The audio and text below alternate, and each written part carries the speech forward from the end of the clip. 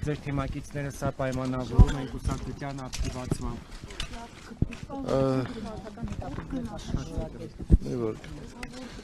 Նախ ողջույն բոլորիդ։ Ինչու են հետապնդում, դա այս իշխանությունների սովորական գործելավոճն է։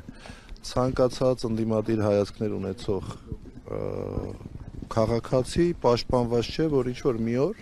իշխանությունները որոշում չեն կայացնի եւ նրան չեն ձերբակալի մի շինծու գործով։ Ես կարող եմ բոլորին հավաստիացնել, որ սա հերթական զավեշտալի քրեական վարույթն է, որը որևէ հիմք չունի եւ չի կարող ունենալ։ Սա ահազանգ պետք է լինի բոլոր ընդդիմադիր ուժերի համար, որովհետեւ սրանով նրանք ճանապարհ են հարթում առաջիկա ընտրություններին համապետական մարդկանց շինծու գործերով կալանավորելու, ձերբակալելու, վախեցնելու, քաղաքական գործունեությունը կասեցնելու կամ խաթարելու համար։ Ինչ վերաբերում է կոնկրետ այս գործին, ես ձեզ հավաստիացնում եմ, ես իհարկե շատ մանրամասն տեղյակ չեմ քրեական գործի նյութերին, բայց ես ձեզ հավաստիացնում եմ, որ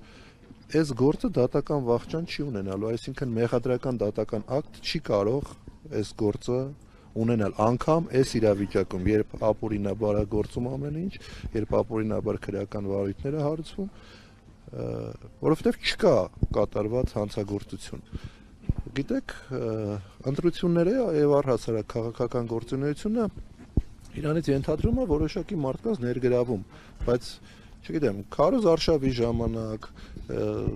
սրա նրա տարբեր գործերի համար։ Հիմա եթե դա հանցանք է, ապա ինչի է դա հանցանք միայն ընդդիմադիր ուժերի համար։ Այսինքն ենթադրվում է, որ կուսակցությունը օրենքի շրջանակում ինչ-որ գործողություններ արել, գումարներ է ծախսել։ Ես անկեղծ ասած մանրամասն գործի նյութերին չեմ տիրապետում, բայց ես կարող եմ հստակ մի բան ասել, որ Հայրենիք կուսակցությունը որևէ մի լումա ընտրակաշառքի տեսքով չի բաժանել ու նման ապացույցներ չկան ու չեն էլ կարող լինել, որովհետև բնության մեջ նման բանը բացակայում է առհասարակ։ Այդ դեպքում ինչու են հենց իրավապահները ինչ հիմքերից ելնելով են նման նախաձեռնություն։ Գիտեք, ընտրությունները վաղ շաբաթի տեղի է ունեցել նոյեմբերի 18-ին, ինչի եղավ դեկտեմբերի 30-ին այս գործողությունները իմ համար անկեղծ ասած անհայտ է եւ զարմանք է առաջացնում, մարդուն ձերբակալում են, խոսում ենք ոչ թե հանցագործության պահին ինչ որ գործողություն անելու, ձերբակալելու, հանցագործությունը կանխելու, չենք խոսում ինչ որ ռեցիդիվիստի մասին, խոսում ենք քաղաքական գիտությունների դոկտոր պրոֆեսորի մասին, Խաչիկ Գալստյանի, ով իր պարկեշտությամբ շատ շատերը իրեն ճանաչում են, գիտեն թե ինչ պարկեշտ մարդ է, ինչի են արել, չգիտեմ, այդ հարցի իրավապահներին է պետք տալ։ Գիտեք, եթե արդյունքում պարզվի, որ օրինակ հանցագործությունը ենթադրյալ եղել է նոյեմբերի 17-ին, 16-ին, 18-ին, ու տվյալներ են իրավապահ մարմինները ստացել այդ ժամանակ եւ տվյալների իրացումը արել են 1 ամիս ու կես ուշ, դա քրեական պատասխանատվության պետք է ենթարկեն իրավապահ մարմինների ներկայացուցիչներին անգործության համար։ Իսկ խոզարկությամբ ինչ է հայտնաբերվում։ Ոչ մի բան։ Ոչ մի բան, ոչ մի արգելված բան չի գտնվել, արգրավել են հեռախոսները, ինչպես միշտ։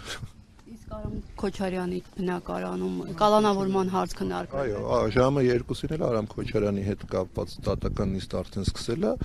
Արամ Քոչարյանի հետ կապված նույն մեղադրանքներն է, բայց ելի եմ կրկնում, որևէ անօրինական բան ոչ Արամ Քոչարյանը, ոչ Խաչիկ Գալստյանը չեն արել։ Իշխանության հարվածն է Վերջին շրջանում նկատվում է, որ ձեր կուսակցությունը ակտիվ քաղաքական գործունեություն է ծավալում, գրասենյակներ բացում տարբեր մարզերում, չեք կարծում, որ այս կերպ փորձում են ճնշել կուսակցությանը եւ փորձում են հետապնդում իրականացնել քաղաքական ակտիվությունը այո կա, նկատելի է ու ոչ միայն